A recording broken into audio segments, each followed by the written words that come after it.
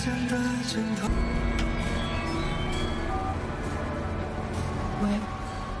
还有个人要杀你。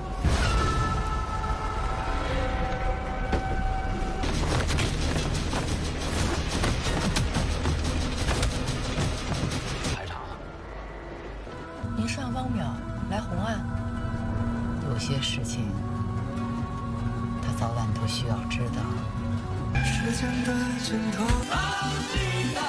You took a holy oath. But I have doubts sometimes. Right now, when I see you, what I feel You is... stop right there. Olegario, to whom did you send flowers to? Don't tell me you sent flowers to that other woman you had dinner with. It seems that my youngest daughter has disappeared. It's Amparo. Are you all right, Amparo? Yes. Did they touch you? Did they do anything? No, I'm fine, Ruben. They didn't do anything to me. It's been a lot of fun, Olegario. But my life in this house is getting to be so annoying.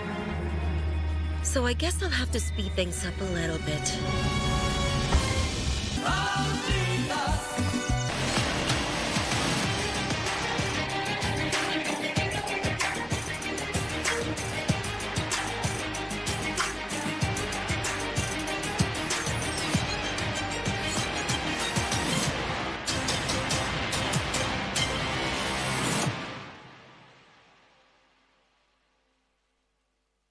My name is Ababu Namamba, Cabinet Secretary, Youth Affairs, Creative Economy and Sports. And we are celebrating the WRC Safari Rally 2024. And it's an incredible experience, this time coming back to the Easter weekend. Twende Vasha for Easter na Rally. And catch all the action of the world's toughest, swankiest, most beloved rally in the whole world. The Safari Rally on KBC Live.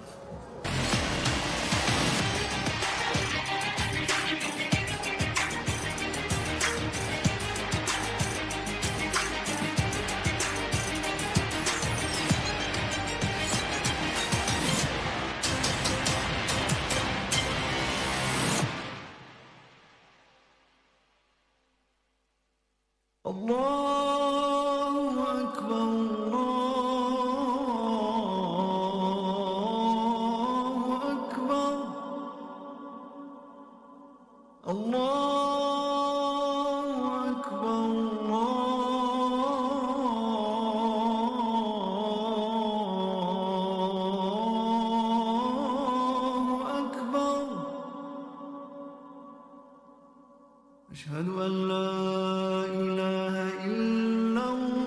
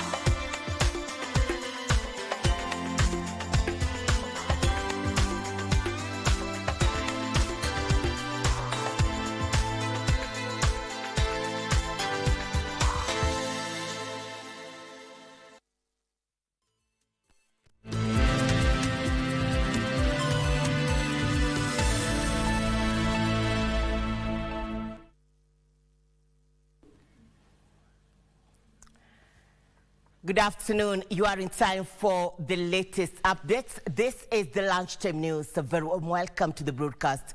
My name is Irene Muchuma Ode. On sign language interpretation this afternoon, we have Lensa Odingo.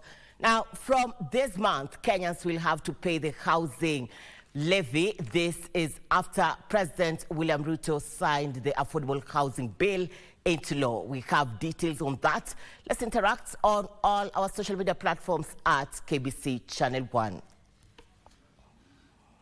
Our top focus this afternoon, President William Ruto has this morning signed the Affordable Housing Bill into law. This means that from this month, 1% tax will be paid to the government from both the employer and employee, and the effect will be immediately.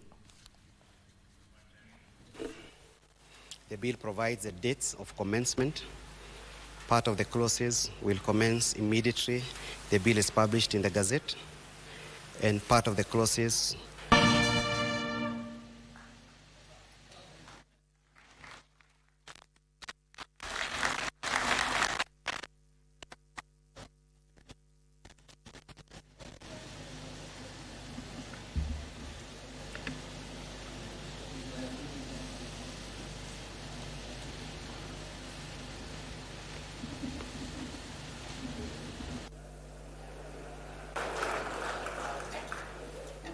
...2024 is a very momentous day for us, a very major milestone achieved by the Ministry of Lands, Public Works, Housing and Urban Development, the State Department of Housing. We want to make sure that we are sensitive to the strata of our society, that the people at the bottom, yes, yule mtu wa kawaida pale chini ambaye hakuwa na matumaini hata siku moja kuweza kuwa home owner, mwenye nyumba. Wengi wamezoea pengine uko unalipa rent kwa nyumba ya mabati vile Kakai anasema, pale choo ni shida, maji ni shida, barabara ni shida, hata stima kuunganisha ni ile ya si mnajua vile inafanyika hiyo maneno hiyo. So na saa zingine inatupatia matatizo, inalete madhara.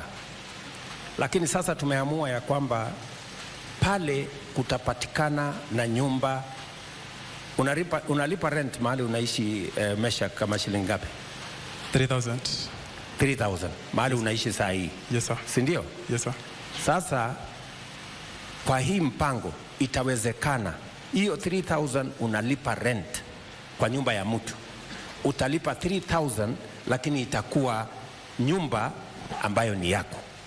That is the difference we are making. Yes, sir. Monies,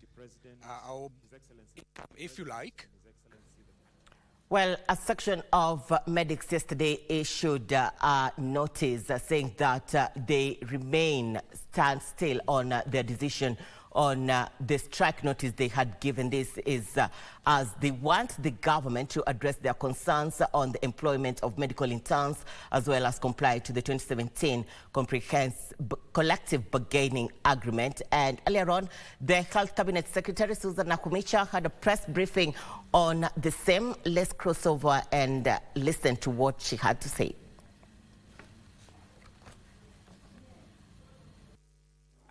Here on my routine check, and equally I needed to assess the services that are going on across the country, and specifically in the referral hospitals that are directly under the Ministry of Health.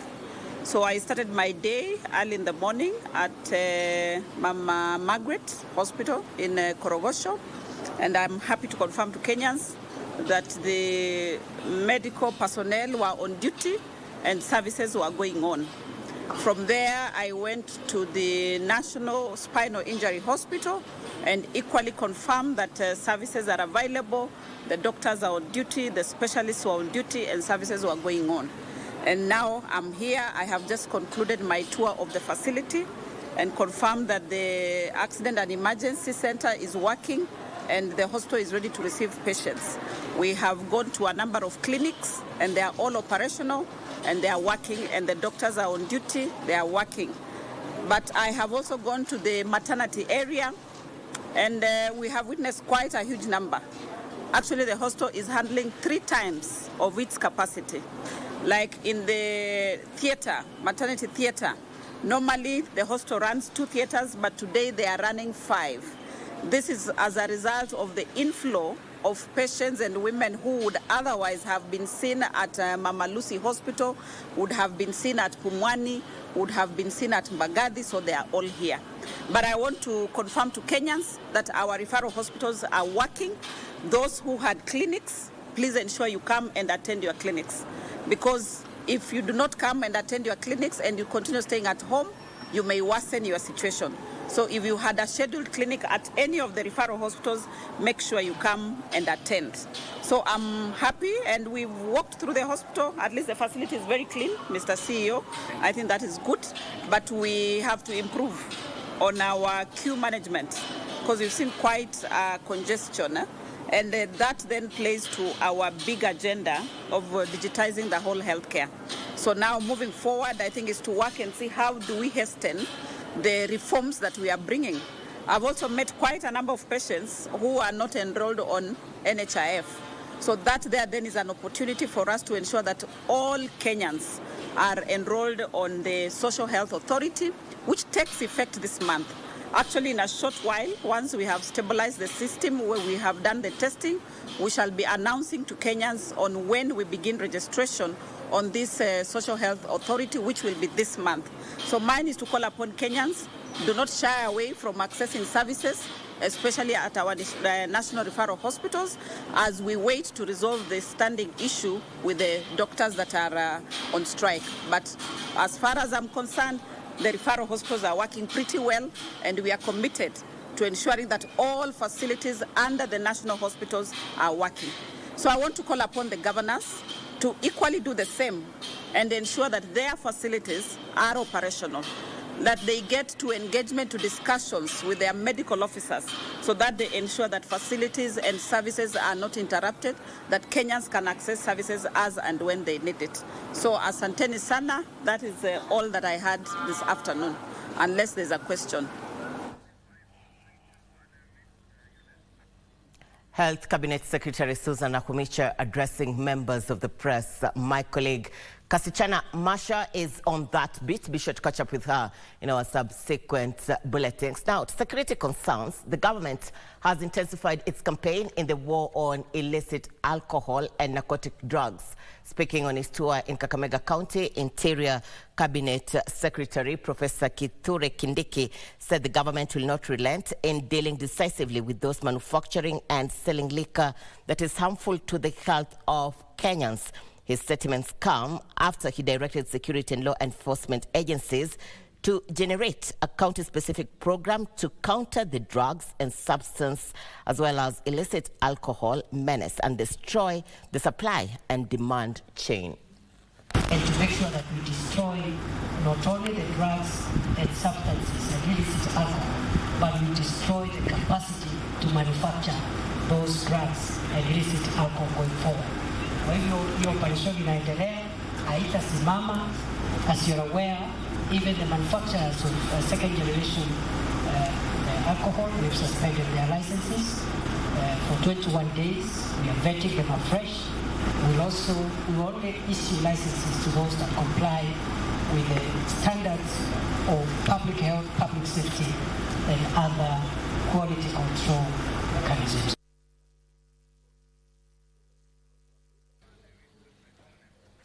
The government has launched fresh vetting of second-generation alcohol manufacturers and distillers. Internal Security Principal Secretary Dr. Raymond Omolo says alcohol and drug abuse pose a significant national security threat, hence the need to put in mechanisms to ensure the safety of citizens. On March this year, the government elevated the fight against illicit alcohol, drug and substance abuse by declaring it a top national security threat, thus setting in motion intense efforts against the vices. In order to obtain a new license, the manufacturers and distillers of second-generation alcohol across the country have to undergo fresh vetting. The government said the country's future is at stake if the threat posed by alcohol and drug abuse is not addressed. According to the government, the procedure being put in place will ensure full traceability of products from the factory to the consumers. The state has urged members of public to actively participate in safeguarding communities by reporting sale of illicit liquor within their residential areas to relevant authorities. A specialized multi-agency team has since been constituted to spearhead the vetting exercise from Monday this week. The recurrent drought that literally disseminated livestock in arid parts of the country has forced herders in Kajiado County to embrace modern farming technologies. One such innovation is the introduction of drought-resistant grass, specifically Jankau grass, which requires minimal water and matures within 3 months, providing sustenance for livestock for up to 20 years without replanting. Herders in Kajiado County and its environs. One such farmer is Steve Mwangi from Eselengei, Kajiado East Sub-County, who is among those benefiting from this magic grass. He's currently harvesting and processing the hybrid grass into silage, ensuring fodder for his livestock for the next 2 years. My confidence, my cows, my goats, and even the people who are surrounding me, even I can promise even people who want to come and buy here, we are set. In the next 2 years, we have our own fodder. The Janhao grass, introduced by a Chinese scientist in the year 2000, has been successfully implemented in Nakuru County, paving the way for its adoption in Kajiado and beyond. Farmers, they need to form the cooperative. We are going to build up the feedlots. So the farmers, they can, during the drought, they can bring their animals to the feedlot, and then we provide them the full service. John Junge for Lunchtime News. The Kenya National Farmers Federation Garissa branch is calling for the domiciling of the Ministry of Agriculture and Livestock Development in the office of the President. Speaking in Garissa town, the federation's chairman, Dubat Amey, said the move would ensure closer supervision and elevation of agriculture for greater economic gains. Dubat said 80% of the rural population relies on agriculture as their primary source of livelihood, hence the need to invest more in the sector.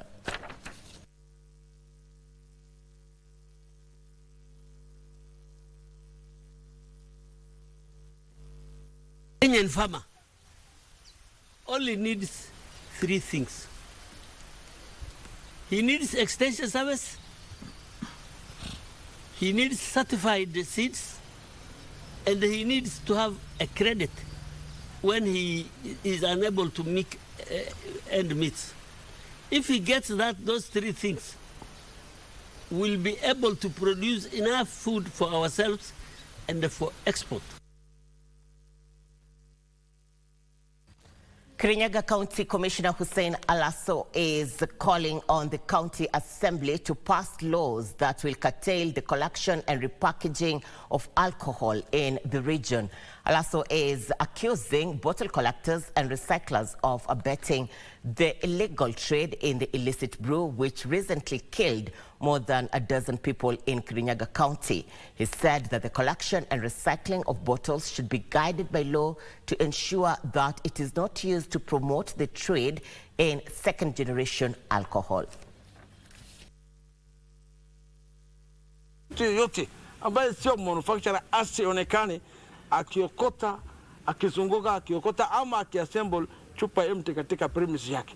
So tumesema mtu yote ambaye si bar owner, licensed bar owner, ama si manufacturer wala si a licensed distributor, tumesema akionekana akiokota chupa empty, tumesema tutakamata, manake inamaanisha ana nia ya kutengeneza nini, pombe haramu. So we can say that is preparation to commit a felony. Several students of Kenyatta University who got injured in Monday evening's accident at Maungu in Voi, Taita Taveta County, have been evacuated to Mombasa and Nairobi for specialized treatment. The University Vice-Chancellor Paul Wanaina has, in the meantime, led a delegation from the university to visit survivors of the accident currently recuperating at Moi Referral Hospital in Voi to assess the extent of the accident. At Moi Referral Hospital in Voi, Taita Taveta County, tens of Kenyatta University students are coming to terms with the aftermath of the Monday evening Grizzly Road accident involving their school bus and a trailer at Maungu along Mombasa-Nairobi Highway, which claimed 11 lives of their counterparts. 42 students sustained serious injuries, while 4 others had slight wounds. The university vice-chancellor Paul Wainaina, who led a team from the main campus and Mombasa campus to the accident scene, was at the hospital to console the injured students. According to Wainaina, several students in critical condition are currently being evacuated by air and road to Mombasa and Nairobi for specialized medical care. In a statement, Wainaina confirmed that the team, which comprises 2 doctors, medical personnel, university security officers, student and staff wellness officers, is expected to assess the situation, assist survivors, and provide an accurate report on the incident. The university has also set up a help desk to offer support to those affected by the incident. For Lunchtime News, I'm Joseph Wahungu. Families of internally displaced persons settled by the government on the Donga farm in Subukia are pleading with the government to help them alleviate their challenges. The families claim that they are finding it hard to stake a claim of the land and are being frustrated by the local administration when seeking documents such as burial permits. They say that there is a growing mistrust between them and the local community. Hata yeye atoke Nairobi akuja teremke aone shida ambayo tuko nayo. Miaka 14 hata kama ijakuwa ni kufugwa, tumefugwa. Tungekuwa sasa tumemaliza kifugo na tumetoka jela. Hatuna makazi. Hata saa hii shamba unaona imekaa tu hivi. Ukienda kuguza kidogo, ng'ombe zinakuja zinavamia. Minister anakataa na kwa nini kukubali kishamba ikuje ikatwe, na serikali imeshainunua shamba na ikatununulia na ikatutoa kwa kambi ikatuleta hapa, ikawa ni shamba yetu. Sasa tunasema tuko kwa shamba yetu, hata tu ile shida ni kukuja kugawiwa, tupatiwe kila mtu sehemu yake. Women and youth from pastoralist and coastal communities have lauded the transformative impact of financial literacy and economic empowerment programs initiated by the Northern Rangelands Trust Trading. Beneficiaries said the establishment of a savings and credit cooperative society has enhanced their financial independence, besides equipping them with skills in financial literacy and business management. The initiative aims to reach communities in remote areas where traditional financial institutions are yet to penetrate. Mama, maisha yangu yamebadilika kwa sababu saa hii mimi niko na duka yangu ya spare part ambayo naendesha, na imeniwezesha mimi kama mama kuweza kujisimamia. Yaani sina wasiwasi kwa sababu maisha ni chochote kile chaweza tokea. Tuko wamama 20. Wamama tumeendelea sana, lakini sikitiko kubwa zaidi liko kwa youth. Youth sahihi wameanza yani kuharibika. Lamu nitakwambia 90% youth wamepotea. So lengo langu nilikuwa tuwe mfano bora kwa youth, na wao tuwa engage na hizi mambo kama na loan, tuweze kuwafungulia kama ni biashara, ama tuweze kuwapatia miradi tofauti, ili hata sisi wamama tukiweza kujiendeleza, wao wasio wanatuvuta nyuma. Tujipange kimaisha. 1, 2, 3. Tujipange kimaisha. A section of traders at Archers Post Town Centre in Samburu East are counting losses after a fire razed down their shops. According to the traders, the fire started following an electrical fault in one of the shops, causing a gas cylinder to explode, consequently spreading the fire to nearby shops. One of the traders, Irene, says she lost goods worth 200,000 shillings, some of which were new stock. Hakuna kitu nimejaribu kuokoa, tulichomekewa stima ndio ilichoma. Hakuna kitu hata moja tumeokoa kwa hapa. Hii ndio nategemea, niko na mtoto form 2 ako secondary high school na sina mbele ama mwisho. Ni hapa tu niko nategemea. Mimi ndo duka yangu iliweza kuchomeka hapa Archers. Ni stima ndo ilichoma, ikaenda kwa gasi ikaripuka. Hakuna kitu chochote niliweza kuokoa. Hata nguo hii yenye nimevaa nimesaidiwa tu. Nimechomekewa na kama 1350. Kuna yenye ilikuwa cash, kuna hata simu sina. Kila kitu imechomeka. Hapa ni jirani penye imechomeka, na Kwa kusema kweli, hiyo moto vile imekuwa ikienea, kama si wananchi ambayo tuko nao hapa, hatungeweza kusaidika kuzima hiyo moto ambayo ilisomeka hapa. Sasa ile kitu mimi ningeomba kabisa kwa heshima kubwa, hapa hii kaunti ni kubwa, Samburu kaunti ni kubwa. Naomba serikali iangalie Samburu kaunti, watuletee zimamoto hapa, kwa sababu kitu ya kwanza ile moto yenye ilianzishia, kama si hiyo jamaa anaitwa Kirema, alikuwa na gari yake na maji hapo kwake, haingesaidika. Hii janga la moto si mara ya kwanza kutokea, imekuwa mara kwa mara, kwa sababu hii si mara ya kwanza. Imechomeka, ile soko ilichomeka, mara ya pili tena pande hiyo ikachomeka, sasa hii ni mara ya tatu na inapelekea watu hasara kubwa sana.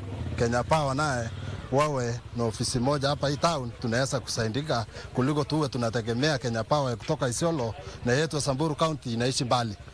Tunataka ofisi moja hata Kenya Power hapa ya emergency.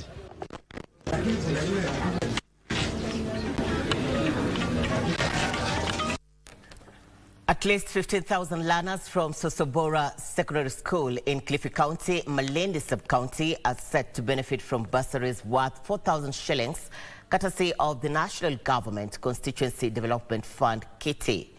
Malindi Member of Parliament Amina Munyazi says many learners, especially in rural day secondary schools, are dropping out at an alarming rate due to lack of school fees. The MP says parents have lauded the new bursary issuance formula used by the Area Bursary Committee, which they say has eliminated favoritism and corruption.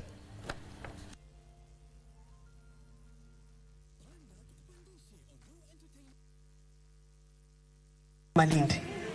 Mfumo wa kuwa, kwa sababu mimi mbunge ni jukumu langu kujenga madarasa na kuangalia infrastructure ya primary na secondary schools. Hizi madarasa ambayo najenga lazima ziwe zina wanafunzi.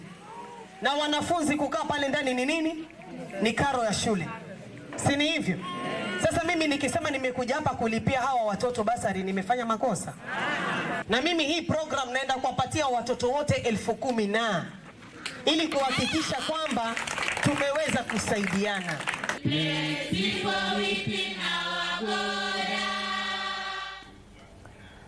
24 minutes past the hour, we are taking our first commercial break. We'll be back with more news, including business and sports. Stay with us.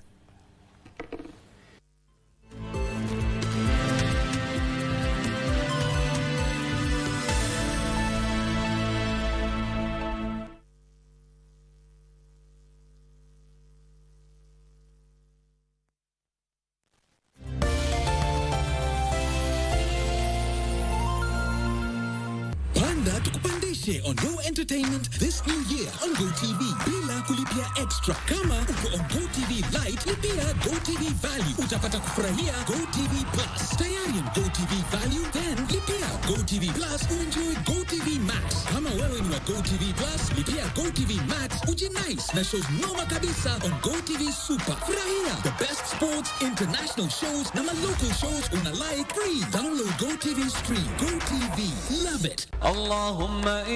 KBC Channel 1 imeandaa vipindi spesheli katika mwezi mtukufu wa Ramadhan mwaka huu kwa ajili yako. Allahu Akbar. Assalamu alaikum wa rahmatullahi wa barakatuh. Kando na ukumbi wa Kiislamu na hutuba ya Ijumaa, kutakuwa na makala yanayoangazia masuala ya funga, mawaidha, whoever witnesses the month of Ramadan, then he should fast. Vipindi vya mapishi. Katika mapishi ya Ramadhani tutatayarisha pilau ya korosho. Utahitaji viazi, vitunguu vinne vikubwa na zabibu na kaswida mbalimbali. Pia tumekuandalia kalenda ya Ramadhan ili kukuweka kwenye mstari wa mbele katika funga yako. Tazama runinga ya KBC Channel 1 katika mwezi huu mtukufu wa Ramadhan ili kukuza na kuhifadhi imani yako.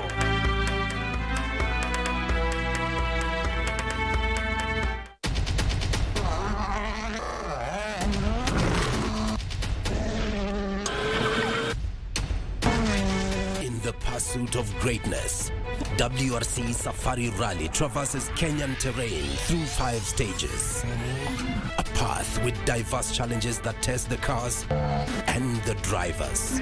Strength, resilience, toughness, gusto, speed, and willpower against all odds. We launch with the Kasarani Super Special on Thursday, cruise through Elementaita on Saturday, and beeline to Hell's Gate on Sunday, where the winner will be crowned. Keep up with the daily news, highlights, and competitors' interviews as we race to the top. This Easter on KBC Channel 1, your true sports partner. Something on my mind, I just can't get it right, can't get it right. It doesn't go away, doesn't go away. Yeyote atakaye kufuru katika nyie baada ya kushuka meza hiyo ikawa na chakula baada ya kuwa ametekeleza saumu, si tuangalia matendo aliyofanya, maadamu atakuwa amekufuru, fa inni uadhibuhu, hakika mimi nitamwadhibu yeyote atakaye kufuru. Ibada ya funga imefaradhishiwa ummati Muhammad na sisi sote Waislamu ili tuweze kumcha Allah subhanahu wa ta'ala kama ilivyokusudiwa wale ambao walitutangulia.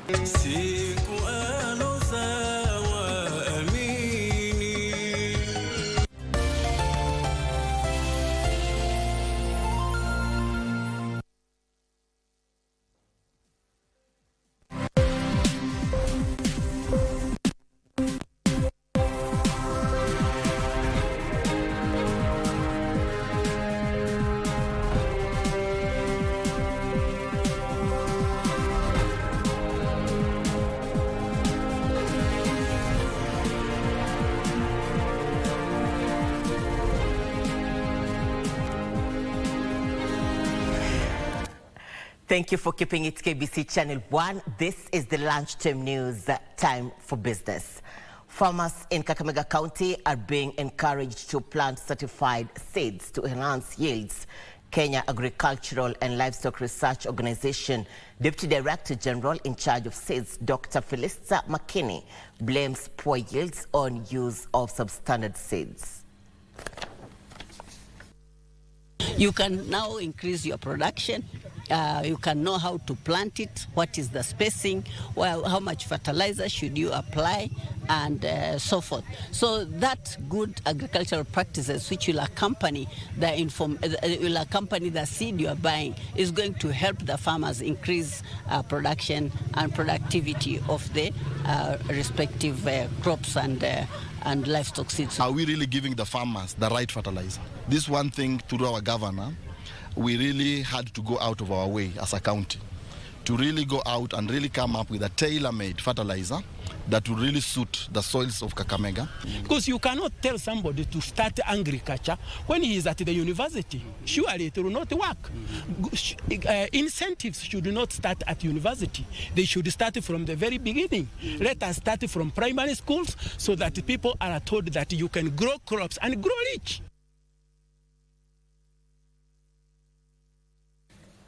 The Public Sector Accounting Standards Board says delayed payments in clearing pending bills owed to the Treasury are clipping the growth of small and medium-sized enterprises, in turn affecting the economy. The board's acting CEO, Georgina Muchai, noted that most entrepreneurs had been blacklisted by banks for defaulting on their loans, leading to disruption of their businesses. Been rife in the public sector on the merits of shifting from cash to accrual basis of accounting for purposes of enhancing fiscal reporting. A report by the Controller of Budget as of June 30th, 2023 noted an increase in pending bills, warning that the move not only cripples business entities in the country, but also the government due to delayed tax submissions. The current reporting framework and a cash basis of accounting is quite simple, since records are maintained on a single entry. However, it is prone to errors and omission. As a result, the board says there is a need for more government agencies to make the transition to relieve businesses from closing shop as a result of elevated defaults and listing by credit reference bureaus. The issue of pending bills is an issue that is known to everybody in this country.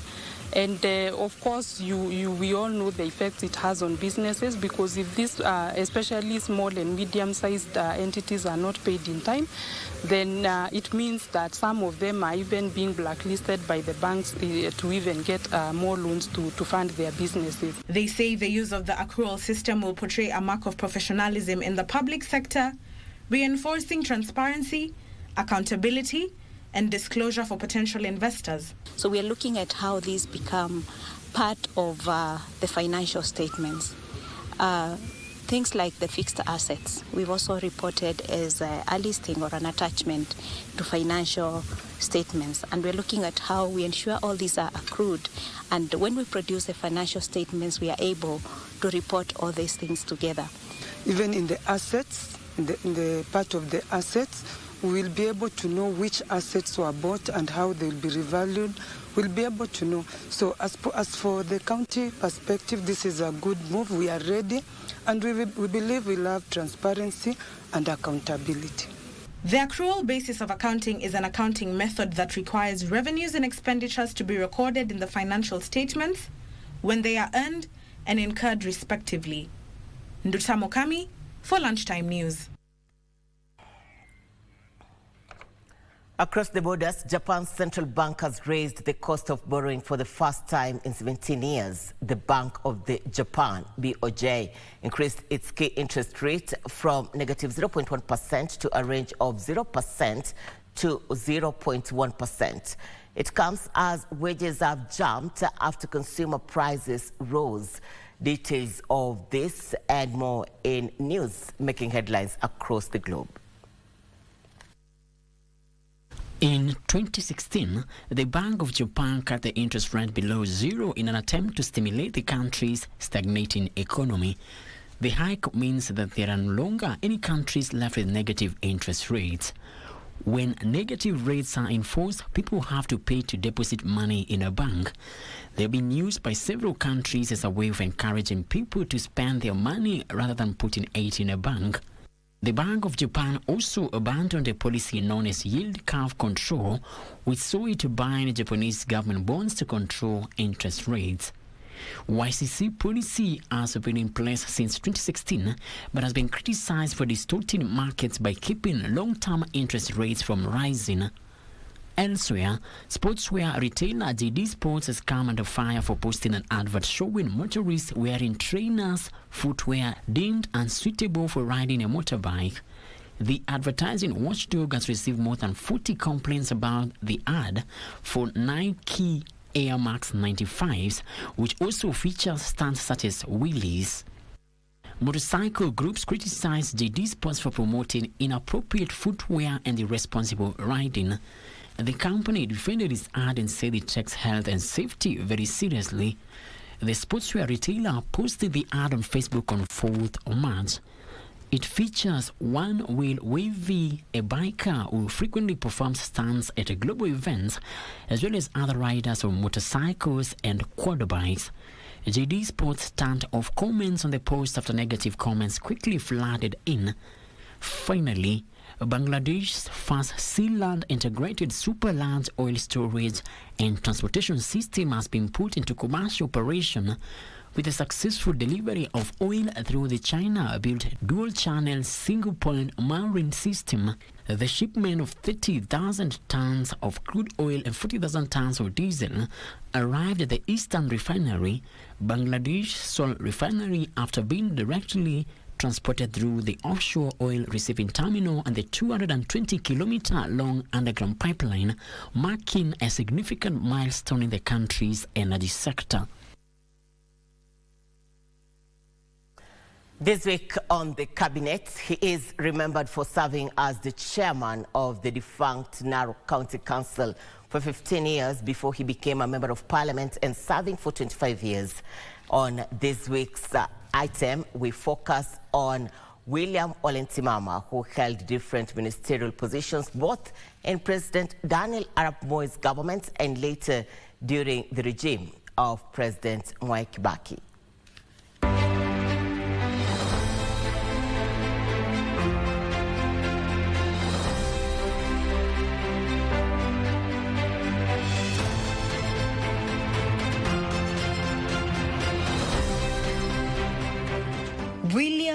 Ronkorua Ole Ntimama was born in 1927 in Melili area, Narok. He attended Ole Sankale Primary School in Narok, where he did Kenya African Primary Education Examination. He later joined Kahuhia Teachers Training College and was deployed to teach Kiswahili and history at his former school, then known as Government Maasai School. He also taught elsewhere in the region, even as he studied privately for his O-level examination. In 1953, he approached Kari Francis of Alliance High School to allow him to sit for the exam as a private candidate. After Alliance High School, he went back to teaching and enrolled for a diploma course in law in the United Kingdom through correspondence. He later became a district officer, a member of the African District Council, a member of the Legislative Council, and chairman of the Narok County Council. His political career started in 1974 when he was elected chairman of the Narok County Council. He ran against Justice Ole Tipis in 1978 and 1983 for the Narok North seat, but was unsuccessful both times. For his warlike utterances, Moi detained Ntimama in 1983 for 102 days. It took Tanzanian Prime Minister Edward Sokoine, a fellow Maasai, to get him released by trading him with the 1982 coup plotter Hezekiah Ochuka, who had fled to Tanzania. He was appointed chairman of various parastatals, including the National Housing Corporation, the Kenya Grain Growers Cooperative Union, and Industrial and Commercial Development Corporation.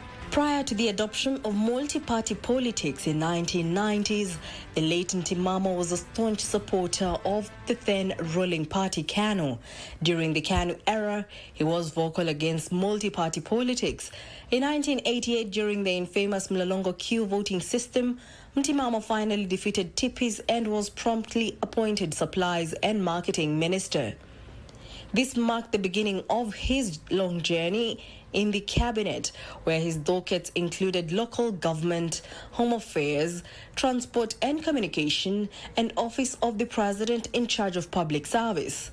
Ntimama would team up with KANU stalwarts Kipkalia Kones, Nicholas Biwott and Henry Kosgei to rally the Rift Valley region against the return of pluralist politics. They formed a pro-small communities platform called Kamatusa, which stood for Kalenjin, Maasai, Turkana and Samburu, that advocated for federalism as a counter to the pro-multi-party agitation. Despite his detention in 1983, his sharp and forthright utterances continued to be subject of investigations into the next decade and beyond. However, after the advent of multi-party politics in the 90s, he decamped from KANU and joined the Democratic Party, then headed by retired President Mwai Kibaki. In January 1995, he teamed up with John Keane, another veteran politician, to give Saitoti a hard time in national and Kajiado politics. In 1996, the relationship between Ntimama and Moi started deteriorating, ostensibly after he was blamed for taking sides in a boundary dispute between his populace Purko and the Kekonyokie sections in Narok. Around this time, Moi dressed him down during a meeting at Ntulele. After that incident, his access to Moi was curtailed. Ahead of the 1997 general election, he survived stiff competition from Jackson Mwanik during the KANU nominations. In 2002, he resigned and galvanized the Maasai votes for NAC. In 2004, Kibaki appointed Ntimama Minister for Public Service. His stay in the cabinet was, however, short-lived, as he was kicked out with others in the Raila Odinga group for the next year, as President Kibaki purged perceived rebels from the government. The Public Service Minister was one of the 7 ministers who campaigned against the proposed constitution in the 2005 referendum that split the government down the middle. After the government lost the referendum, Kibaki sacked the entire cabinet, a first in Kenya's history, and excluded the Liberal Democratic Party rebels from the New Look cabinet. Ntimama then joined the Orange Democratic Movement ahead of the 2007 elections. He won in that election and again in 2007 on an Orange Democratic Movement party ticket. Ntimama was again appointed Minister of State for National Heritage and Culture, courtesy of being in ODM. The post suited him as a self-styled defender of the cultural values of indigenous communities. Ntimama lost the seat as Narok North Member of Parliament, which he had held for 25 years, to lawyer Moitalel Kanter in 2013. 15 years as chairman of the powerful Narok County Council and another 15 as member of parliament and minister had made Ntimama larger than life, and his word held sway in many parts of Maasai land. He retired from active politics in September 2013. In September 2016, aged 88, Ntimama passed on at his Narok home. Jackie Wambiru, The Cabinet.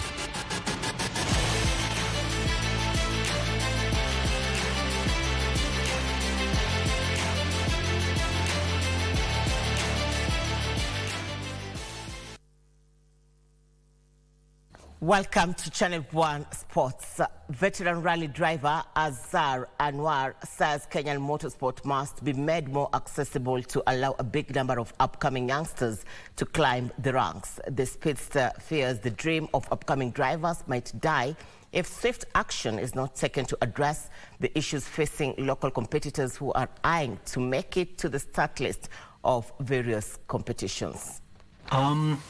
This is now what a homologated car ready for safari looks like. Azhar Anwar set out to prove that rally cars can achieve WRC homologation in Kenya by Kenyans. In 2022, he achieved this, turning a road-going Toyota Yaris GR4 into a fully fledged race car eligible to compete in the KNRC Safari Rally Kenya. The progression of Kenyan motorsports has been stagnant for some time now, largely due to the costs involved in competition. Entering race cars into official events requires the lengthy and costly process of homologation, but as our solution to cut costs is to develop and homologate them locally. Most of our rally cars are outdated. They're out of date, so we desperately need new rally cars. And new rally cars means they need to be developed and homologated. That's where I come in. So my proposal is that we have two levels of rally cars that are locally developed. And the main reason for local development is that they are more affordable. With the Kenyan Motorsport Federation, Azhar also hopes to establish cost caps in Kenyan ranks to level the competition and make the sport more accessible. If we can adopt cost caps in each category, starting from the lowest level, which is go-karting and the kiddies, motocross bikes and so on, we have machines that have a limited cost. For example, a go-kart not more than 100,000 shillings, so that literally hundreds of youngsters get an opportunity to compete. The importance of a cost cap cannot be overemphasized, with financial restrictions present even at the pinnacle of international motorsport to make the competition fairer. How much more then would one be necessary in our local ranks? For Lunchtime News, I'm Emmanuel Ndungu. Emma Raducanu has withdrawn from the Miami Open with a lower back injury. The 21-year-old was expected to be the first round action against China's Wang Ziyu as she continues her comeback from injury. Ranked 250th in the world, Raducanu returned from surgery at the start of the season and was scheduled to return to action at the Miami Open after being given a wild card to play at the 1,000 combined tournament. The injury comes after she was knocked out of Indian Wells after losing in straight sets 6-3, 7-5 to world number 2 Irene Sabalenka in the third round.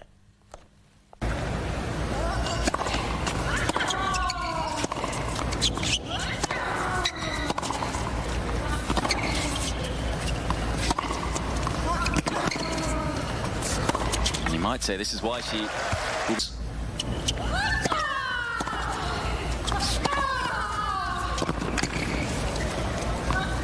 think she thought about taking it on the drive volley, but...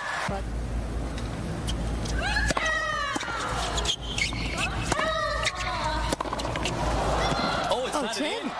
Are you kidding? It made it.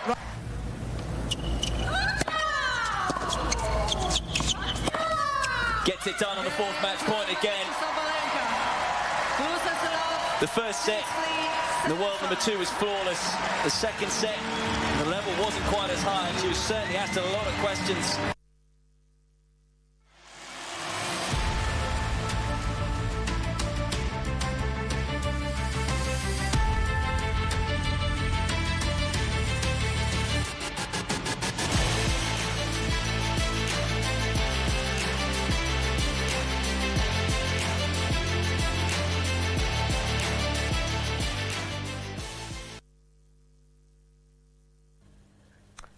Grateful for your comments on our social media platforms.